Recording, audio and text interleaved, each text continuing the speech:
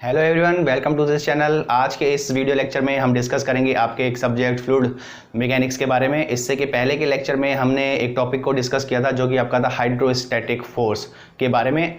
आज जो हम डिस्कस करने वाले हैं वो आपका एक इम्पोर्टेंट टॉपिक है जो कि है आपका बायोंसी एंड फ्लोटेशन।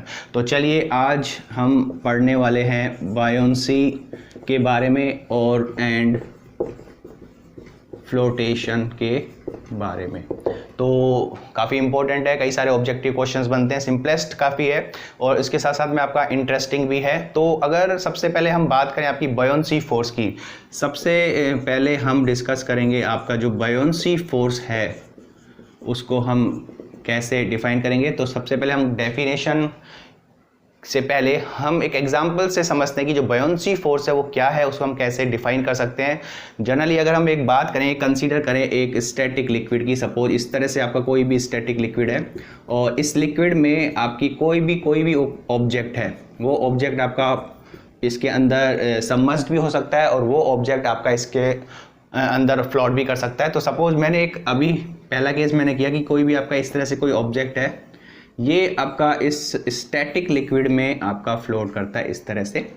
तो अगर हम बात करें हाइड्रोस्टैटिक में, तो हमने देखा था कि इस सरफेसेस पे इस लिक्विड के द्वारा जितना फोर्स एक्सर्ट होता है वो हम हाइड्रोस्टैटिक फोर्स पढ़ते हैं। लेकिन जो बायोंसी फोर्स है उसको हम कैसे डिफाइन करें, तो सबसे पहले हम ये डिफाइन करें इस ऑब्जेक्ट पर, इस स्टैटिक लिक्विड जितना नेट वर्टिकल अपवर्ड डायरेक्शन में फोर्स एक्सर्ट करती है उसे हम बोलते हैं बायोंसी फोर्स।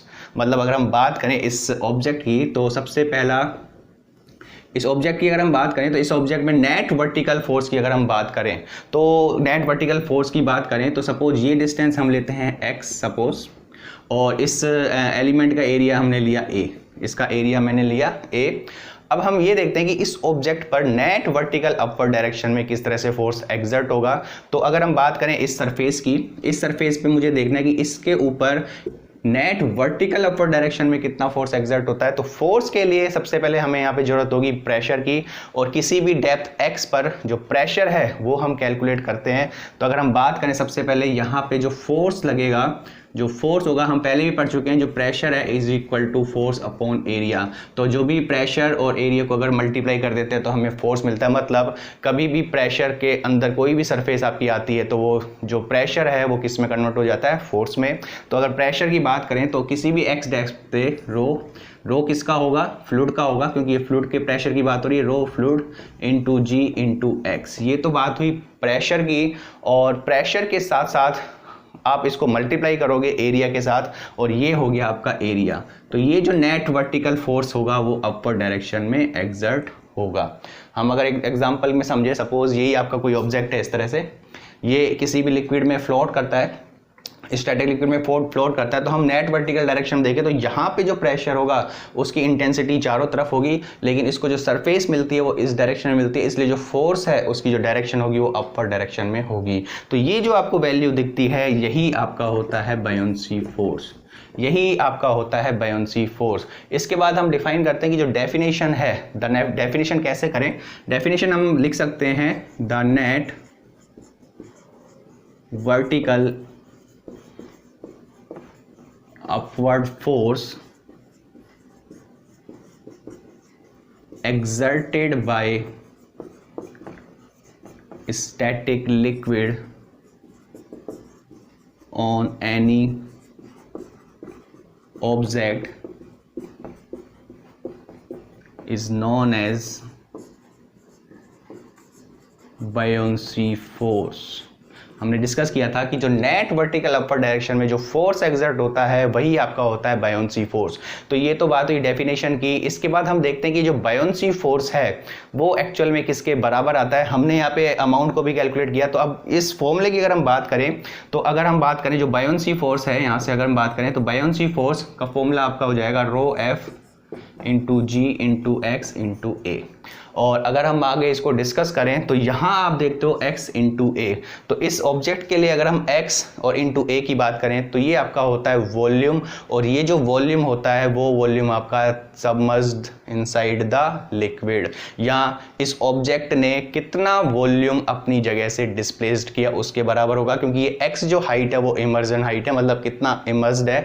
तो अगर बात करें x इंटू ए की तो यहाँ पे force of buoyancy rho F into G, इसको हम बोलते हैं वॉल्यूम डिस्प्लेस्ड, इसको हम बोलते हैं वॉल्यूम डिस्प्लेस्ड।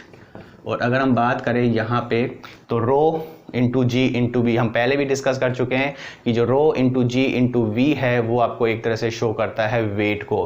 पहले भी हमने डिस्कस किया था कि जो वेट होता है वो mg होता है, और m को आप लिखते हो रो इंटू वी इंटू जी। तो रो इंटू वी इंटू जी का जो अमाउंट होता है वो वेट होता है। तो मतलब जो बायोंसी फोर्स है वो किसके बराबर आएगा, वेट के इक्विवेलेंट होगा। और वो वेट कौन सा होगा, डिस्प्लेस्ड वेट, क्योंकि यहाँ पे जो वॉल्यूम है वो डिस्प्लेस्ड वॉल्यूम है। तो अल्टीमेटली जो बायोंसी फोर्स है वो हो जाएगा वेट ऑफ लिक्विड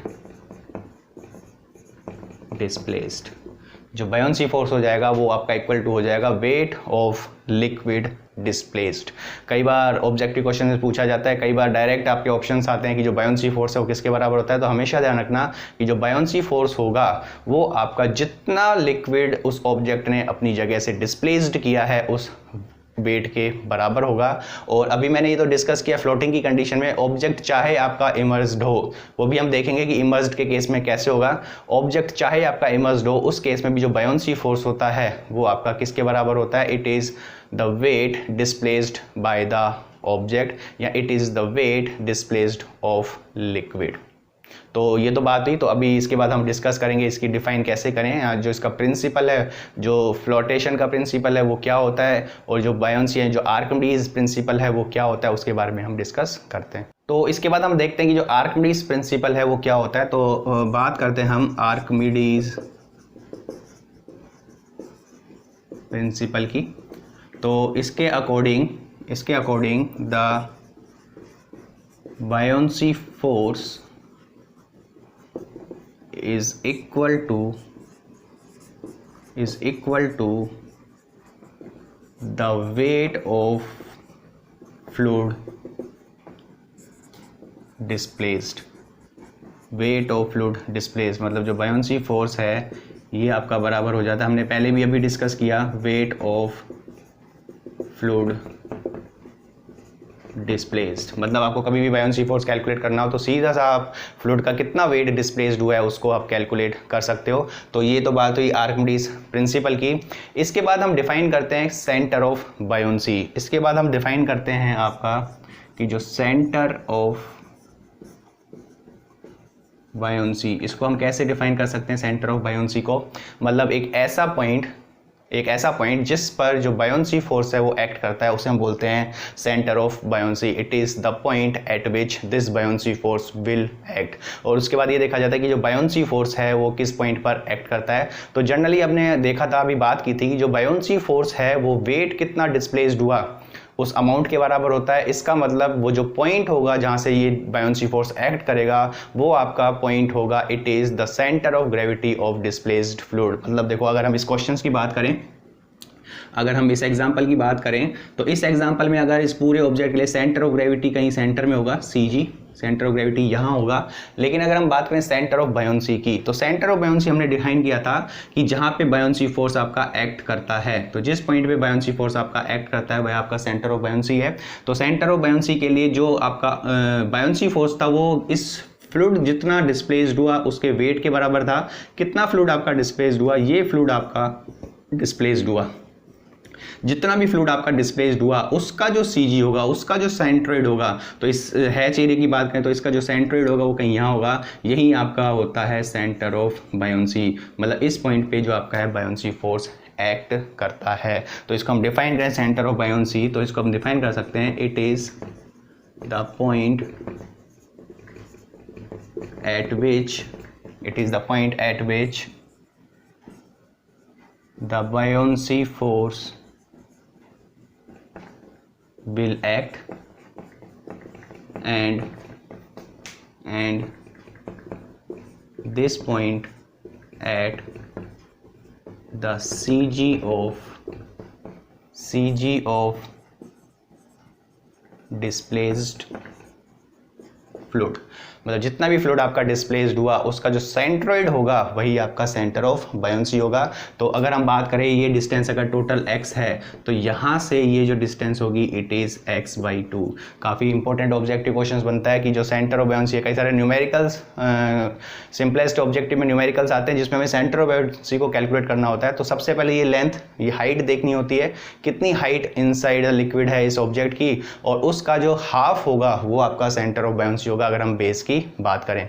तो ये तो जनरली बात हुई कि जो बायोंसी फोर्स क्या है, सेंटर ऑफ बायोंसी क्या है, आर्किमिडीज प्रिंसिपल क्या है। इसके बाद हम करते हैं बात प्रिंसिपल ऑफ फ्लोटेशन के बारे में। इसके बाद हम बात करते हैं आपका जो प्रिंसिपल ऑफ फ्लोटेशन के बारे में। तो बात हम करें अगर प्रिंसिपल ऑफ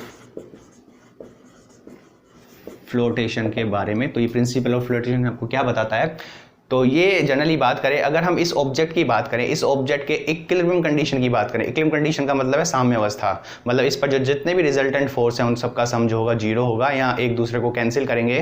तो अगर हम बात करें इस ऑब्जेक्ट की, तो इस ऑब्जेक्ट का जो वेट होगा वो बराबर होगा आपका बायोंसी फोर्स के बराबर, क्योंकि देखो बायोंसी फोर्स अपने ऊपर की तरफ होगा और इसका जो वेट होगा वो नीचे की तरफ होगा।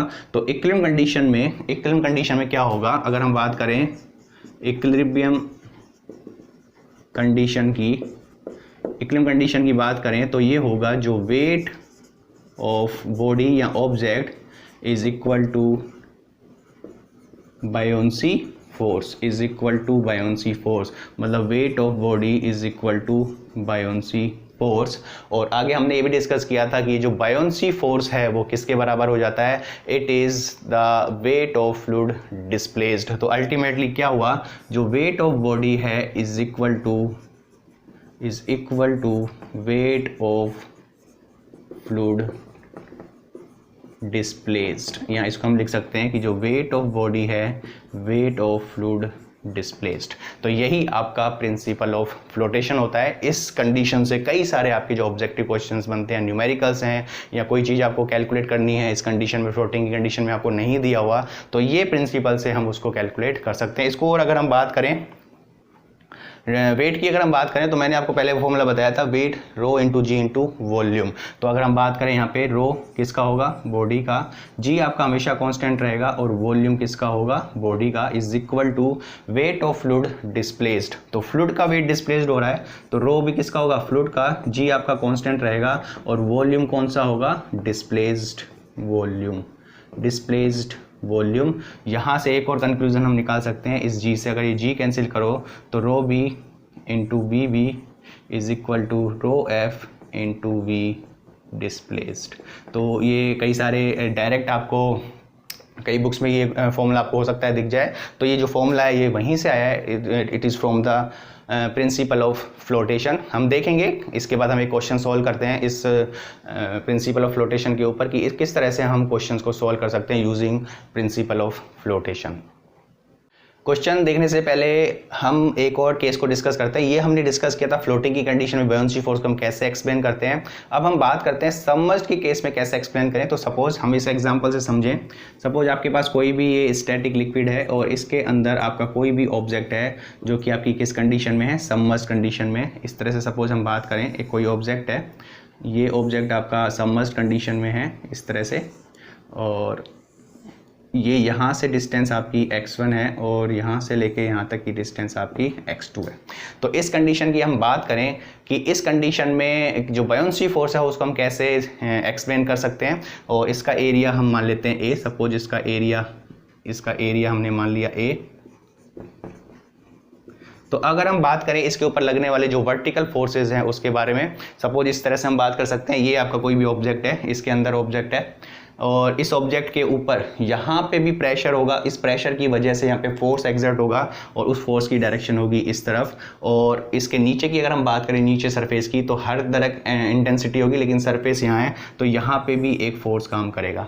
तो दो तरह के फोर्स यहाँ पे एक्सर्ट होंगे और उन फोर्स को हम इजीली कैलकुलेट कर सकते हैं। अगर हम इसके अपर फेस की बात करें तो मुझे यहाँ पे प्रेशर की जरूरत है, तो प्रेशर को हम लिख सकते हैं रो इंटू जी इंटू x1। तो ये तो हो गया प्रेशर, ये हो गया आपका प्रेशर, और इस प्रेशर को इस एरिया से आप मल्टीप्लाई कर देते हो तो किस में कन्वर्ट हो जाता है, फोर्स में। मतलब अगर प्रेशर को कहीं पे भी एरिया मिल जाता है तो किस में कन्वर्ट हो जाता है, फोर्स में। तो यहाँ पे अगर हम इसको मल्टीप्लाई करें ए से तो ये आपका फोर्स होगा, तो इसको हमने माना F1, सपोज यहाँ पे F1 काउंट होगा। इसी तरह से आप F2 को भी कैलकुलेट कर सकते हो, क्योंकि यहाँ पे प्रेशर हम डिफाइन कर सकते हैं।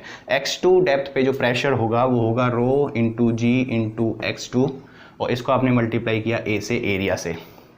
तो यहाँ पे F1 इस डायरेक्शन में काम करता है और F2 इस डायरेक्शन में काम करता है। अगर हम आपसे बात करें कि जो बायोंसी फोर्स है वो इनमें से कौन सा होगा, तो कई सारे कन्फ्यूजन्स होते हैं। तो जनरली स्टूडेंट कहते हैं कि जो बायोंसी फोर्स होगा ये होगा, जो कि बिल्कुल आपका गलत होगा।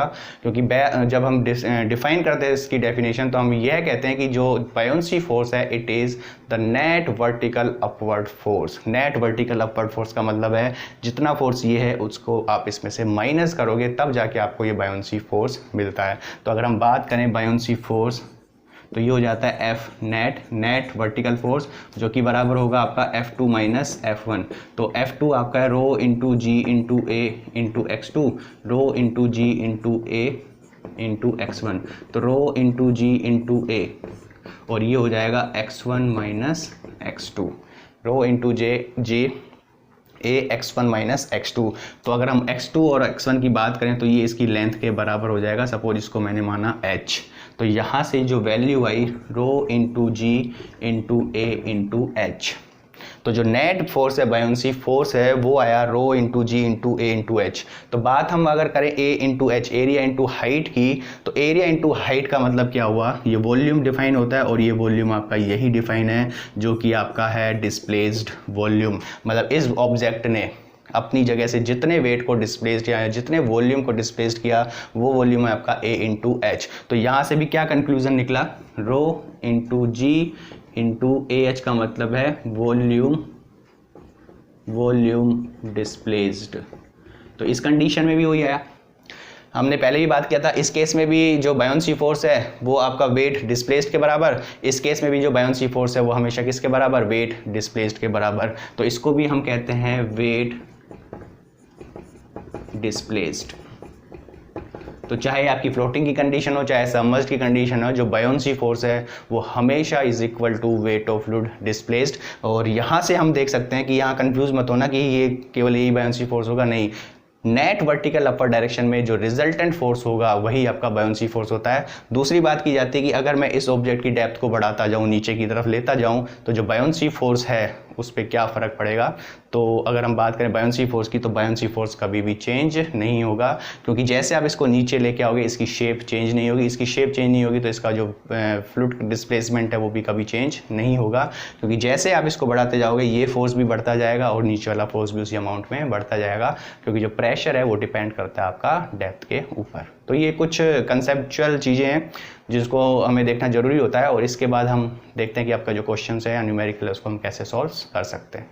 तो चलिए क्वेश्चन को डिस्कस करते हैं। क्वेश्चन है आपका, a rectangular block 2 metre long 1 metre wide and 1 metre deep floats in water, the depth of immersion being 0.5 metre, if water weighs 10 kilo newton per metre cube then the weight of the block is. Diagram आपको सामने से दिख रहा है। और अगर हम बात करें इस क्वेश्चन की, क्वेश्चन क्या है, कोई एक ऑब्जेक्ट है 2 मीटर लॉन्ग और इसकी जो डेप्थ है वो 1 मीटर है और इसकी जो विड्थ है वो 1 मीटर है, और जो ऑब्जेक्ट है वो 0.5 मीटर इमर्स्ड है इनसाइड द लिक्विड, और लिक्विड आपको दिया है वाटर। तो आपसे पूछता है weight of object, weight of object या वेट ऑफ बॉडी। तो इस फ्लोटिंग की कंडीशन की हम बात करें तो यहाँ पे आपको प्रिंसिपल ऑफ फ्लोटेशन अप्लाई करना है। प्रिंसिपल ऑफ फ्लोटेशन का मैंने बात की थी, तो वेट ऑफ जो बॉडी है is equal to weight of displaced fluid. तो वेट ऑफ बॉडी आपसे डायरेक्ट पूछा है। Weight of displaced fluid, weight of displaced fluid का फॉर्मूला आपको पता होना चाहिए, it is rho into ji into displaced volume. तो रो इंटू जी इंटू वॉल्यूम कौन सा होगा, डिस्प्लेस्ड वॉल्यूम। तो अगर हम बात करें वेट ऑफ बॉडी की, तो रो इंटू जी, फर्स्ट लेक्चर में हमने डिस्कस किया था प्रॉपर्टीज़ में, तो जो रो इंटू जी है इट इज़ स्पेसिफिक वेट, जो कि आपको दिया हुआ है 10, ये दिखा हुआ है water weighs 10 kilo newton per metre cube. कभी भी आपको कन्फ्यूज़न हो तो यूनिट देखिए, यूनिट आपकी न्यूटन पर मीटर क्यूब, जो कि आपको बताती है स्पेसिफिक वेट। हमने डिस्कस किया था पहले, जो स्पेसिफिक वेट है it is weight to the volume. Weight आपका होता है mg और v आपका वॉल्यूम, तो m/v आपका क्या हुआ, रो इंटू जी। तो जो रो इंटू जी आपको कभी भी साथ में दिखे तो रो इंटू जी का जो मल्टीप्लिकेशन है वो आपका स्पेसिफिक वेट के बराबर। तो मतलब क्वेश्चन में रो इंटू जी की डायरेक्ट वैल्यू दी हुई है, it is 10 kilo newton per metre cube. तो ये हो जाएगा 10 kilo newton per metre cube, multiply आप करोगे डिस्प्लेस्ड वॉल्यूम। इंपॉर्टेंट यहाँ पे डिस्प्लेस्ड वॉल्यूम है। तो हम इस ऑब्जेक्ट की बात करें तो इस ऑब्जेक्ट ने कितने वॉल्यूम को डिस्प्लेस्ड किया, तो यहाँ से आपको ये दिखता है, ये तो आपका एरिया हो गया, और इस एरिया को आप इसकी विड्थ के साथ मल्टीप्लाई कर दोगे तो ये आपको डिस्प्लेस्ड वॉल्यूम मिलेगा। तो एरिया की अगर हम बात करें तो ये 2 मीटर, ये आपका 0.5, तो ये सामने से आपका एरिया दिखा, और इस एरिया को आप इसकी विड्थ, जो विड्थ आपको दी हुई है 1 मीटर, तो इंटू 1 मीटर क्यूब। तो ये डिस्प्लेस्ड वॉल्यूम, मीटर क्यूब से मीटर क्यूब कैंसिल होता है, और यहाँ पे अगर हम बात करें तो ये 1 है, 5 10 तो 1, तो जो आपका वेट ऑफ बॉडी है it is equal to 10 kilo newton. तो इस तरह के कई सारे सिंपलेस्ट ऑब्जेक्टिव क्वेश्चंस बनते हैं। कहीं पे भी आपको कोई प्रॉब्लम है, आपको केवल प्रिंसिपल ऑफ फ्लोटेशन अप्लाई करना है। The weight of body is equal to weight of displaced fluid. तो ऑब्जेक्टिव में इस लेवल के क्वेश्चंस आपके डिस्कस होते हैं, इससे ज़्यादा आपके डिस्कस नहीं होते हैं। बायोन्सी में एक और टॉपिक को डिस्कस किया जाता है, जो कि आपका weight loss due to buoyancy. मतलब एक ऑब्जेक्ट है, उसको आप वेट का मेजरमेंट करते हो, एक एयर की कंडीशन में करते हो और दूसरा लिक्विड में, तो इसमें जो वेट में लॉस होगा वो किसके बराबर होगा उसके बारे में। तो बात हम करें weight loss due to buoyancy. तो एक एग्जांपल से हम इसको डिफाइन करते हैं। तो एग्जांपल क्या है, सपोज आपके पास एक दो कंडीशन है, सपोज दो कंडीशन में, एक कंडीशन में आपकी जो है वो एयर है इस तरह से, और दूसरे कंडीशन में आपका जो सेम ऑब्जेक्ट है लेकिन जो एयर में ना होके वो किसी लिक्विड में है, ये आपका किसी लिक्विड में है। तो ये कंडीशन हो गई एयर और ये कंडीशन हो गई सपोज लिक्विड की। और बात की जाती है कि इसके जो वेट में लॉस होगा वो एक्चुअल में किसके बराबर आता है। तो जनरली अगर हम बात करें एयर की, तो यहाँ पे अगर इसका एक्चुअल वेट W है वो नीचे की तरफ काम करेगा, और इस वेट की वजह से यहाँ पे टेंशन क्रिएट होगी, जिसको मैंने नाम दिया T1 सपोज। और यही टेंशन जो होगी इसमें वो इक्वल टू होगी वेट के बराबर। कभी आपने स्प्रिंग मीटर या कुछ भी आपने इसको मेजरमेंट के लिए लगाया तो जितना टेंशन होगा वो वेट के बराबर होगा। लेकिन अगर हम बात यहाँ पे करें तो यहाँ पे इसका एक्चुअल वेट है तो यहाँ पे W होगा। यहाँ इस कंडीशन की बात करें तो इस कंडीशन में आपका एक और फोर्स एग्जर्ट होगा, वो फोर्स होगा आपका होगा बायोन्सी फोर्स। और वो हम पहले भी डिस्कस कर चुके हैं कि जो बायोन्सी फोर्स होगा वो कहाँ एक्ट करता है, जितना फ्लूइड आपका डिस्प्लेस्ड हुआ उसके सेंट्रोइड पर। तो ये इसका सेंट्रोइड है, तो यहाँ से एक और फोर्स काम करेगा, फोर्स ऑफ बायोन्सी, और यहाँ पे एक और टेंशन क्रिएट होगी T2। तो इस कंडीशन में टेंशन T1 और इस कंडीशन में टेंशन T2, इन दोनों में जो डिफरेंस होगा वो एक्चुअल में आपका वेट लॉस के बराबर होगा। तो यहाँ हम बात करें इक्विलिब्रियम कंडीशन की, तो यहाँ पे जो W है वो आपका बराबर होगा, यहाँ बात करें यहाँ पे जो T1 है वो बराबर होगा W के। और यहाँ अगर हम बात करें तो यहाँ पे T2 ऊपर की तरफ, फोर्स ऑफ बायोन्सी ऊपर की तरफ, वो बराबर हो जाएगा W के। तो यहाँ से जो T2 होगा वो बराबर होगा W minus force of buoyancy के। तो यहाँ अगर हम बात करें वेट लॉस की, वेट लॉस आपका हो जाएगा T1, यहाँ वेट लॉस के लिए बात करें जो T1 माइनस T2 के बराबर वेट लॉस। तो ये बराबर है आपका T1 की बात करें तो यहाँ से T1 की जगह आप लिख सकते हो W माइनस T2 की जगह यहाँ से हम लिख सकते हैं W minus force of buoyancy. तो यहाँ से हम देखें तो W से W कैंसिल हुआ, ये माइनस, तो ये बराबर फोर्स ऑफ बायोन्सी। तो जो आपका वेट लॉस है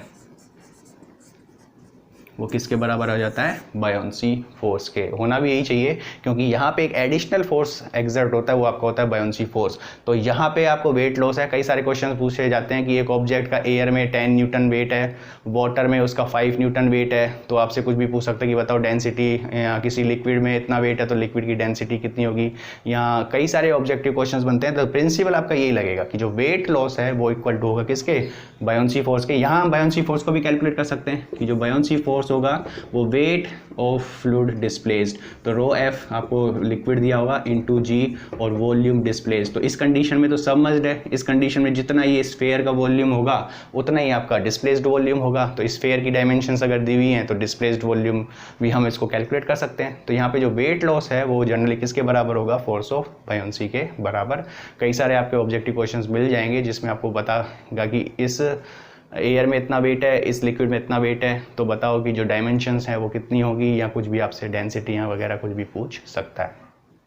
इसके बाद एक और इम्पोर्टेंट टॉपिक को डिस्कस किया जाता है जो कि आपका है स्टेबिलिटी कंडीशन ऑफ बॉडीज़, चाहे वो सबमर्ज्ड कंडीशन हो चाहे वो फ्लोटिंग की कंडीशन हो। तो जो स्टेबिलिटी की कंडीशंस है वो किस प्रकार से डिफाइन की जाती हैं। तो इससे पहले तो हम ये डिस्कस करें कि जो इक्विलिब्रियम है वो कितने प्रकार के होते हैं, टाइप्स ऑफ इक्विलिब्रियम क्या होता है, स्टेबल इक्विलिब्रियम क्या होता है, अनस्टेबल इक्विलिब्रियम क्या होता है और न्यूट्रल इक्विलिब्रियम क्या होता है। तो अगर हम एक एग्जाम्पल की बात करें, सपोज ये आपका ऑब्जेक्ट है, तो ये आपका बिल्कुल स्टेबल कंडीशन, एक स्टेबल तो नहीं कह सकते, इक्विलिब्रियम कंडीशन में है। इक्विलिब्रियम कंडीशन का मतलब है इस पर लगने वाले जो नेट फोर्स हैं उनका सम जीरो है, या एक दूसरे को सारे फोर्स कैंसिल करते हैं, तो हम कहते हैं इक्विलिब्रियम कंडीशन है। पर ये इक्विलिब्रियम है वो आपको दिखने में तो इक्विलिब्रियम है, लेकिन वो स्टेबल है, अनस्टेबल है या न्यूट्रल है, उसको कैसे एक्सप्लेन किया जाए उसके बारे में हम बात करेंगे। तो उसके पहले हम बढ़ते हैं टाइप्स ऑफ इक्विलिब्रियम, क्योंकि ये आपको जब समझ में आएगा उसके बाद ही आप डिफाइन करोगे कंडीशन, स्टेबिलिटी की कंडीशन। तो जनरली 3 प्रकार के इक्विलिब्रियम की बात होती है। तो सबसे पहला होता है आपका स्टेबल इक्विलिब्रियम। सबसे पहला आपका होता है स्टेबल इक्विलिब्रियम। उसको हम समझते हैं, कैसे हम समझ सकते हैं, एक एग्जांपल से हम समझ सकते हैं। सपोज आपके पास ये सरफेस है इस तरह से, और इस सरफेस पे आपके पास कोई भी इस तरह से कोई ऑब्जेक्ट है। इस ऑब्जेक्ट की आप इनिशियल कंडीशन से चेंज करते हैं, इस इनिशियल कंडीशन से चेंज करते हैं मतलब इस ऑब्जेक्ट को सपोज आप यहाँ लेके आते हैं और उसके बाद आप इसको रिमूव कर देते हैं, इसको छोड़ देते हैं, तो क्या होगा, ये ऑब्जेक्ट कुछ समय बाद, कुछ टाइम बाद अपनी पुरानी पोजीशन पर वापस आ जाता है। तो इसका मतलब इसको हम बोलते हैं स्टेबल इक्विलिब्रियम। अभी यहाँ पे इक्विलिब्रियम था, लेकिन जैसे आपने इसकी इनिशियल पोजीशन को चेंज किया तो उसके बाद क्या हुआ वो ही आपको डिफाइन करेगा कि कंडीशन स्टेबल है, अनस्टेबल है या न्यूट्रल है। तो इस कंडीशन में ये ऑब्जेक्ट अपनी पोजीशन पर वापस आ जाएगा कुछ समय बाद, तो इसका मतलब ये आपका हो जाएगा स्टेबल इक्विलिब्रियम। दूसरी बात करें हम अनस्टेबल इक्विलिब्रियम की, तो अनस्टेबल इक्विलिब्रियम की बात करें तो ये आपका हो जाएगा सपोज एग्जांपल अनस्टेबल इक्विलिब्रियम।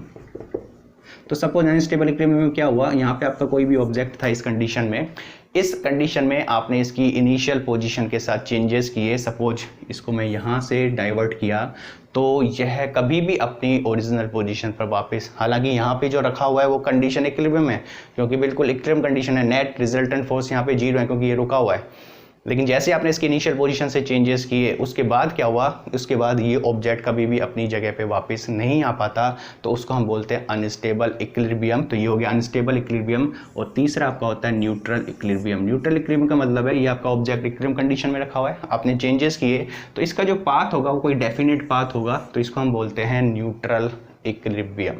तो ये तो समझने की बात हुई कि जो इक्विलिब्रियम है उसको हम कैसे डिफाइन करते हैं, लेकिन इससे भी ज़्यादा इम्पोर्टेंट है आपका स्टेबिलिटी कंडीशन ऑफ बॉडीज़। तो एक एक करके हम stability condition of submerged bodies की बात करेंगे, उसके बाद हम stability conditions of floating bodies की बात करेंगे।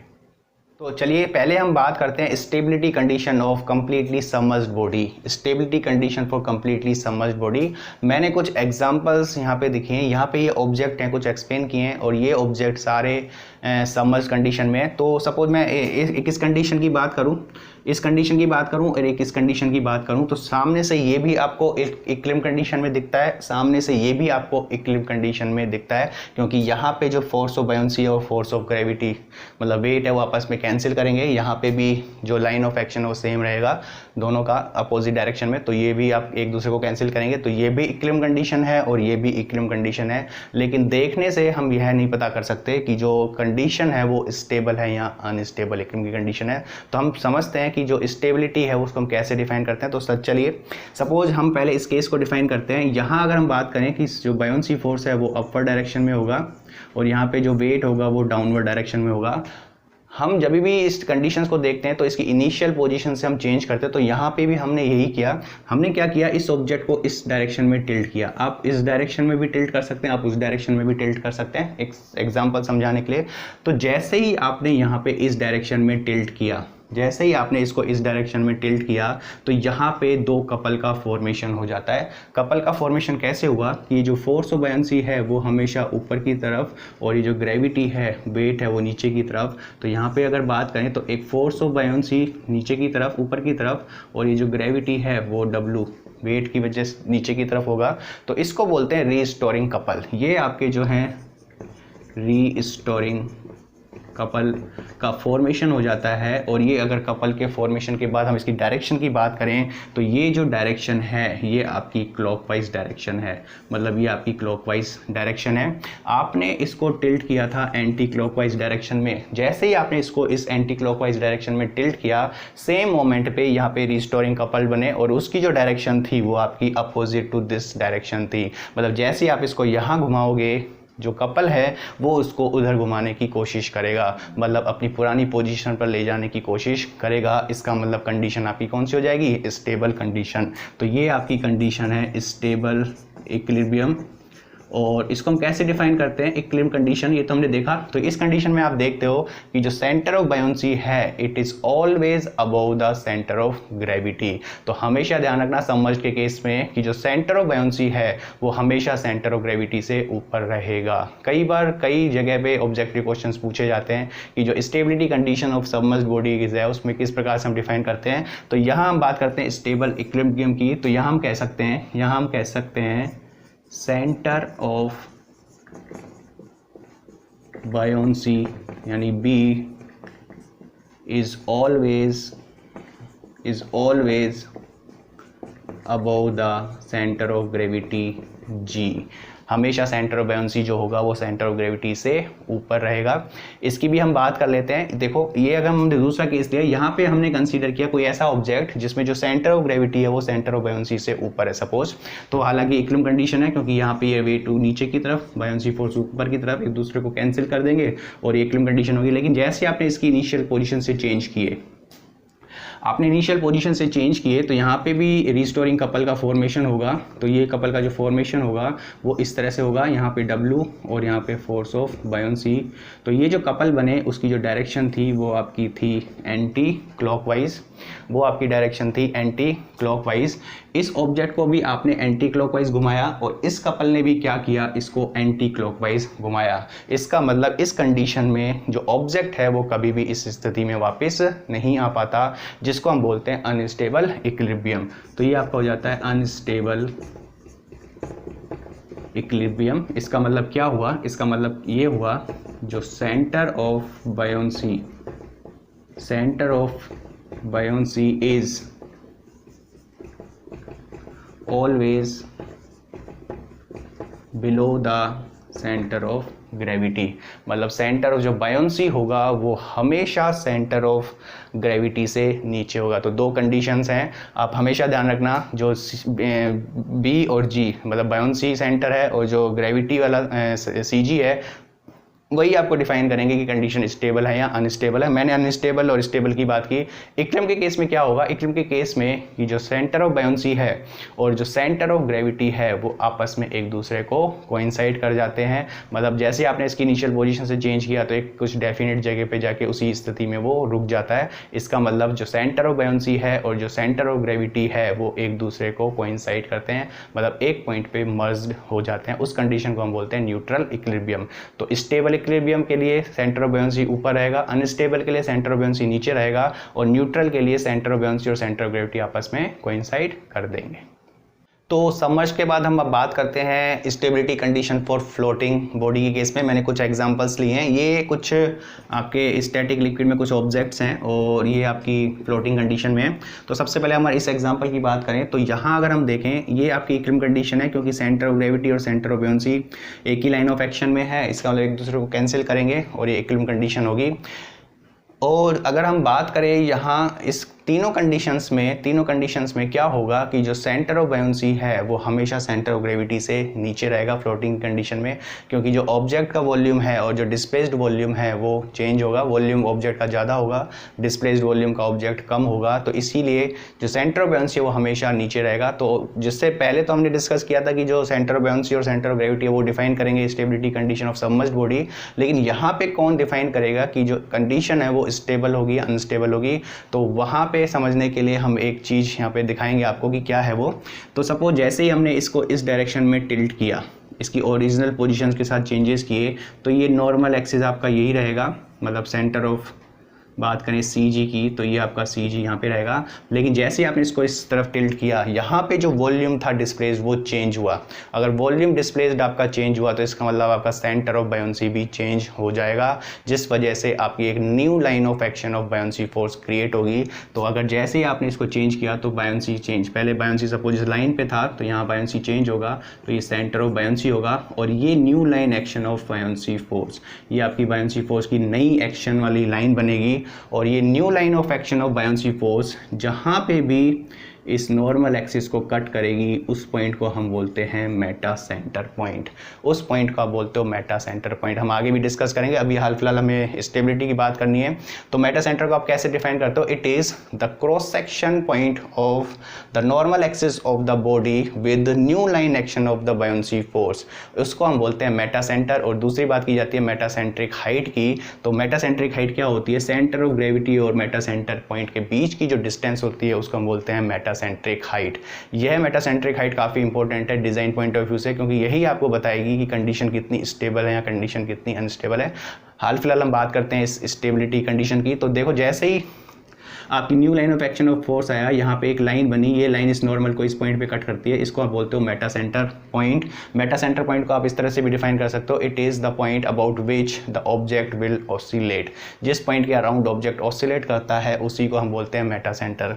तो देखो जैसे आपने इसको इस पोजीशन में क्लॉकवाइज कंडीशन में चेंज किया तो यहाँ पे भी रिस्टोरिंग कपल बने। तो ये रिस्टोरिंग कपल कैसे बने? ये आपका W बना और इस तरफ आपका बायोंसी फोर्स बना। तो ये अगर बात करें कपल की तो ये कपल आपका बना एंटी क्लॉकवाइज। आपने क्लॉकवाइज डायरेक्शन में इसको टिल्ट किया, लेकिन जो रीस्टोरिंग कपल बने वो किस डायरेक्शन में बने?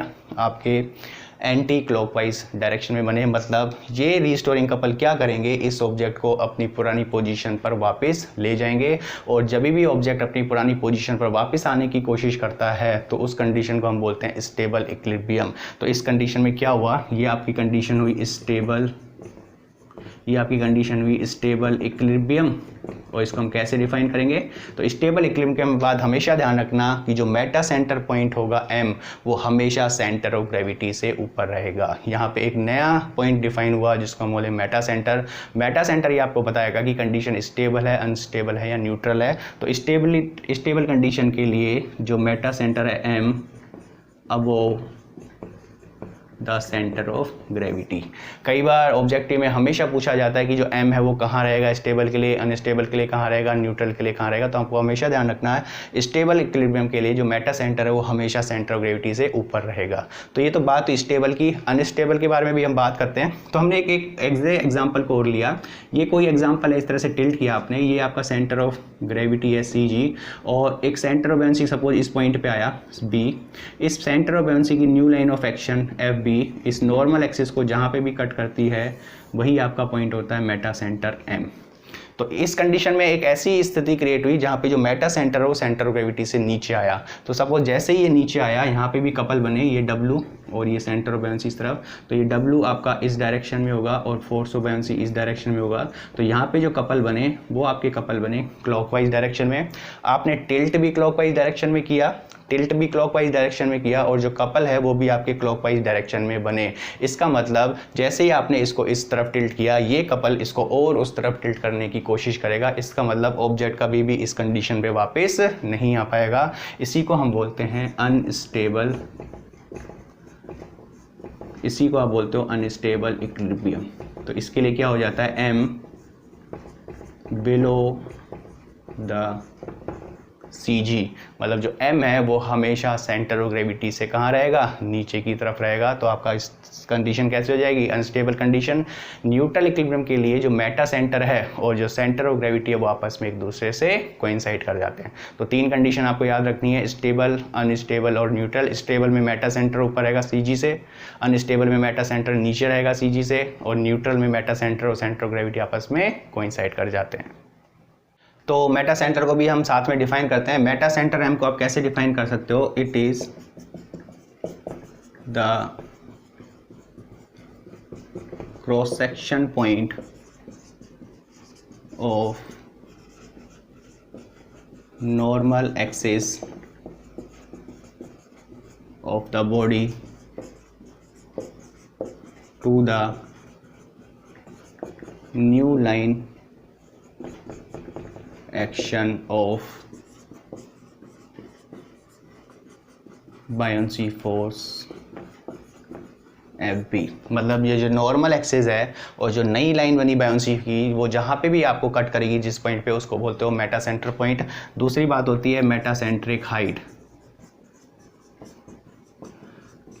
मेटासेंट्रिक हाइट की बात करें तो इसको हम डिफाइन करते हैं GM से। GM मतलब सेंटर ऑफ ग्रेविटी और M के बीच की डिस्टेंस। तो हम इसको डिफाइन करते हैं, इट इज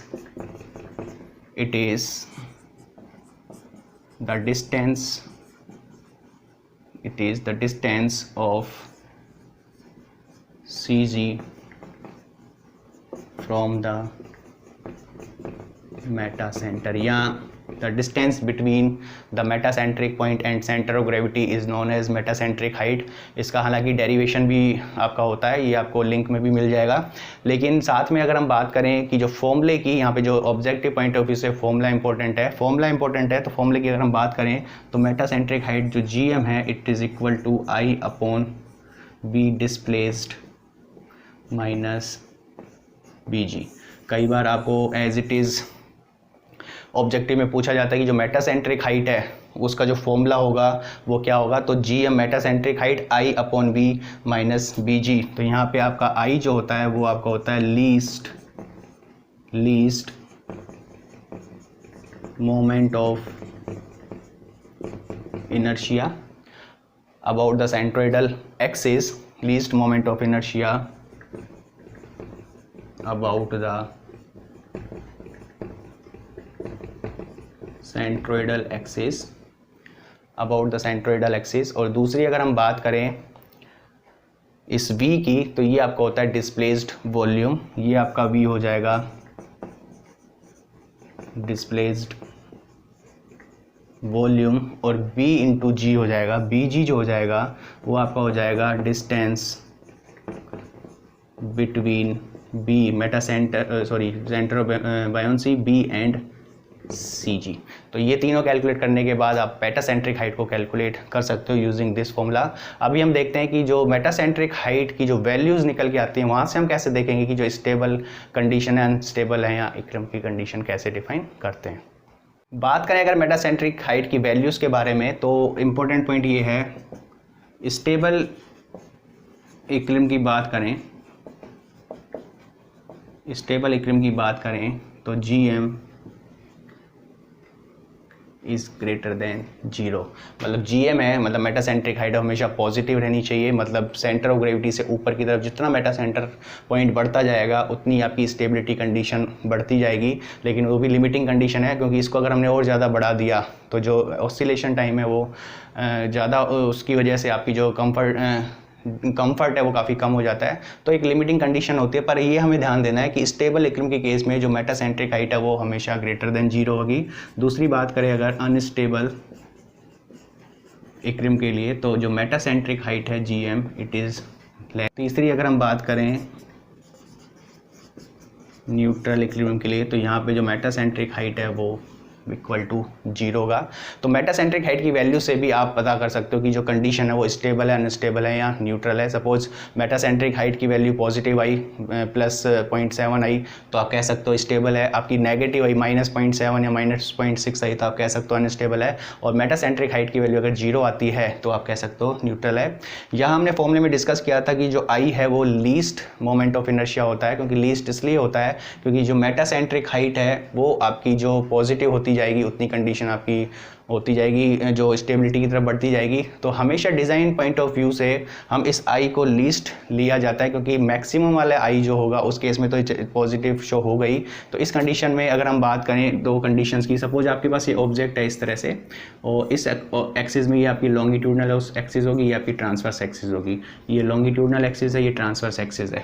तो यहाँ पे दो टर्म्स को डिफाइन किया जाता है, एक आपकी होती है रोलिंग और दूसरी आपकी होती है पिचिंग। रोलिंग का मतलब है अगर आपका जो ऑब्जेक्ट है इस लॉन्गिट्यूडनल एक्सिस के अराउंड रोटेट करता है, इस लॉन्गिट्यूडनल के अराउंड रोटेट करता है तो इसको आप बोलते हो रोलिंग। और दूसरा अगर आप बात करें ट्रांसफर एक्सिस, तो इस एक्सिस के अराउंड अगर बात करें इस ऑब्जेक्ट की तो ये आपकी लॉन्गिट्यूडनल एक्सिस है सपोज। तो अगर ऑब्जेक्ट आपका ऐसे और ऐसे रोटेट करता है तो इसको हम बोलते हैं रोलिंग। और ये आपकी ट्रांसवर्स एक्सिस है, इसमें अगर ऑब्जेक्ट आपका ऐसे और ऐसे रोटेट करता है तो इसको हम बोलते हैं पिचिंग। इसको आप बोलते हो पिचिंग। तो जनरली अगर हम बात करें इस केस में अगर हम बात करें ये B है, ये H है, तो इसके अगर बात करें ट्रांसवर्स एक्सिस के केस में अगर हम IT की बात करें, ट्रांसवर्स एक्सिस में IT की बात करें 1/12 तो ये वैल्यू हो जाती है B × H³। और अगर रोलिंग के केस में बात करें, IL लॉन्गिट्यूडनल एक्सिस के अराउंड अगर हम बात करें तो ये वैल्यू हो जाती है H 1/12 × B³। तो अगर हम बात करें जो मोमेंट ऑफ इनर्शिया है, ये जो मोमेंट ऑफ इनर्शिया है आपका, वो अगर हम बात करें जो लॉन्गिट्यूडनल एक्सिस के केस में आपका मिनिमम होता है, क्योंकि यहाँ पे ही हमें डिज़ाइन करने की ज़रूरत होती है, क्योंकि जो शिप है या जो भी है वो रोलिंग के केस में आपका ज़्यादा रिस्क होता है बजाय आपका इस पिचिंग के केस में। तो यहाँ पे जो रोलिंग के केस में लॉन्गिट्यूडनल एक्सिस के अराउंड मोमेंट ऑफ इनर्शिया पे कम होने की वजह से ही हम इसके हाइट को कैलकुलेट करते हैं। तो कभी भी कंफ्यूज मत होना, जहाँ पे भी आपको आई कैलकुलेट करो, क्योंकि दोनों में आप आई कैलकुलेट कर सकते हो। जो वैल्यू आपको मिनिमम हो वो आपको इसमें पुट करनी है अगर आपको ज़्यादा ही कन्फ्यूज़न है। लेकिन आपको समझना है कि ये मिनिमम क्यों लिया जाता है, तो इस रोलिंग और पिचिंग से हम समझ सकते हैं कि जो इसकी वैल्यू है वो मिनिमम क्यों ली जाती है। चलिए मेटासेंट्रिक हाइट को समझने के लिए फटाफट से हम एक न्यूमेरिकल देखते हैं। हालांकि काफ़ी लेंथी है लेकिन हम जल्दी में इसके कंसेप्चुअल को समझने के लिए इसको सॉल्व कर रहे हैं। क्वेश्चन है, a rectangular body 5 metre long, 3 metre wide and 1.2 metre height is immersed to a depth of 0.8 metre in water. The density of water is 1025 kg/m³। Then find the metacentric height. Condition आपको ये clearly यहाँ से दिखती है। Condition में ये object है, इस ऑब्जेक्ट में ये जो लेंथ है 5 मीटर है, ये विड्थ इसकी 3 मीटर है, इसकी जो डेप्थ है वो 1.2 मीटर है, लेकिन 0.8 मीटर तक ये वाटर में इमर्ज्ड है। तो इस कंडीशन में इसमें मेटासेंट्रिक हाइट पूछता है। तो मेटासेंट्रिक हाइट की अगर पहले फॉर्मूले की बात करें तो ये है आपका I/V डिस्प्लेस्ड माइनस BG। तो इन वैल्यूज़ को अगर आप निकालोगे, I मतलब लीस्ट मोमेंट ऑफ इनर्शिया, तो सबसे पहले अगर हम I की बात करें तो least moment of inertia I हमेशा आप ध्यान रखना I हमें किस शेप का लेना है। जो भी आपका ये जो वाटर के टच में है, जो भी लिक्विड के शेप में टच में है, उसी का हमें मोमेंट ऑफ इनर्शिया कंसीडर करना होता है, उसी क्रॉस सेक्शनल एरिया का कंसीडर करना होता है। क्योंकि कई केस में हो सकता है इस कंडीशन में आपका कोई भी ऑब्जेक्ट है, सपोज ये कंडीशन है, तो ये कैपिटल डी अगर डायमीटर है और यहाँ से जो डायमीटर है वो स्मॉल डी है, तो इसमें जो मोमेंट ऑफ इनर्शिया होता है वो इस क्रॉस सेक्शनल का लिया जाता है, ना कि इसका। तो इस कंडीशन में तो सिमेट्रिकल कंडीशन है, तो ये कंडीशन भी वही सेम क्रॉस सेक्शनल है और यहाँ पे भी वही सेम क्रॉस सेक्शनल मिलता है, तो इस कंडीशन में कोई प्रॉब्लम नहीं है। लेकिन इस कंडीशन में आपको ये ध्यान देना है कि जो शेप है या जो क्रॉस सेक्शन है वो जो लिक्विड जिस शेप से टच होता है उसी क्रॉस सेक्शन को हम कंसीडर करते हैं। तो हालांकि यहाँ पे तो ऐसी कोई प्रॉब्लम नहीं है। तो यहाँ हम बात करते हैं सबसे पहले आई की। देखो ये आई की बात करें तो दो एक्सिस होंगी, एक ये लॉन्गिट्यूडनल एक्सिस होगी, ये आपकी ट्रांसवर्स एक्सिस होगी। तो हमने पहले भी डिस्कस किया था कि जो लॉन्गिट्यूडनल एक्सिस के लिए जो मोमेंट ऑफ इनर्शिया की बात करें तो मिनिमम मोमेंट ऑफ इनर्शिया आपका क्या होगा 1/12 इंटू बी इंटू एच का क्यूब। तो जहाँ पे बी हम इसको कंसीडर करेंगे 5 और क्यूब आपका 3 को कंसीडर करेंगे। दूसरा आपका मोमेंट ऑफ इनर्शिया ये भी हो सकता था आई बराबर 1/12 आपका 3 इंटू 5 क्यूब। तो ये दो मोमेंट ऑफ इनर्शिया हैं, तो ये मैक्सिमम है, ये आपका मिनिमम है, क्योंकि यहाँ पे क्यूब 3 का हो रहा है, यहाँ पे क्यूब 5 का हो रहा है। और वैसे भी लॉन्गिट्यूडनल एक्सिस के लिए हमने देखा था लीस्ट मोमेंट ऑफ इनर्शिया होता है। तो ये आपका आई हो गया। दूसरी बात करें डिस्प्लेस्ड वॉल्यूम की। डिस्प्लेस्ड वॉल्यूम की अगर बात करें कितना वॉल्यूम डिस्प्लेस्ड हुआ, तो ये अगर हम बात करें ये वॉल्यूम जो है, ये जो वॉल्यूम है कितना डिस्प्लेस्ड हुआ, तो ये एरिया देखिए, एरिया टोटल 5, ये हाइट 0.8, तो ये तो क्रॉस सेक्शन हो गया 5 इंटू 0.8 और इसकी जो विड्थ है बोर्ड के अंदर वो कितनी है 3 मीटर। तो ये आपका हो जाएगा वॉल्यूम मीटर क्यूब में। तो हमारे पास आई आ गया, बी आ गया। बीजी को कैसे कैलकुलेट करें? बीजी आपका है बी से लेके जी तक की डिस्टेंस। तो सबसे पहले यहाँ पे बी और जी को हमें डिनोट करना होता है। सबसे पहले हम सेंटर ऑफ ग्रेविटी की बात करें, ये एक क्यूबिकल या एक ऑब्जेक्ट है, सिमेट्रिकल ऑब्जेक्ट है, क्यूबिकल तो नहीं, क्योंकि ये डिस्टेंस और ये डिस्टेंस आपकी अलग है। ये कोई ऑब्जेक्ट है, इसका सेंटर ऑफ ग्रेविटी है वो हमेशा सेंटर में रहेगा सी जी, और इसको अब यहाँ से डिफाइन करें तो अगर ये टोटल 1.2 है तो ये डिस्टेंस आपकी होगी 0.6। दूसरा हम डिनोट करें सेंटर ऑफ बायोंसी को, तो सेंटर ऑफ बायोंसी आपका यहाँ पे होगा। सेंटर ऑफ बायोंसी के लिए भी हमने पहले भी डिफाइन किया था कि ये जो पॉइंट है वो कहाँ होगा।